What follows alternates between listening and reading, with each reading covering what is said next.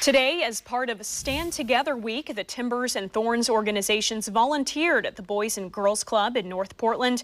Fox 12's Sarah HURWITZ got a look at their work. Well, today the Timbers and Thorns, as well as volunteers from Providence, they are here at this Boys and Girls Club getting the building ready for it to reopen in October. The site director here tells me that this involves a lot of work as they have to make a number of changes during the pandemic.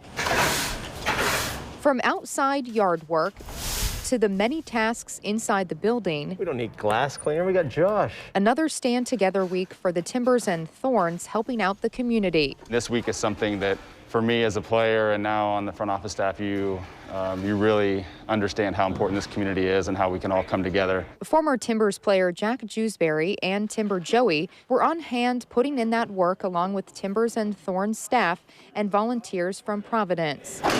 There's a lot of glass and stuff on the ground, a lot of granules coming up from the asphalt. We wanted to just clean that up and then make it a more beautiful place by taking away some of the weeds and the garbage that gets left. The Timbers also donated and set up a special game for kids to play that the Timbers originally had at the stadium. Now, the site manager of this Boys and Girls Club off of North Trenton in Portland says that the building's been shut down since April, but in early October, it will reopen with some changes that it needs to make during the pandemic. We have to change the spacing in each of the rooms to accommodate 10 youth. We'll have stable groups of 10 youth only, and so we have to figure out furniture, spacing 6 feet apart for the desks. Site director LOSCHIABO says they also need to put a lot of supplies into storage so they're not in a place where kids can grab them.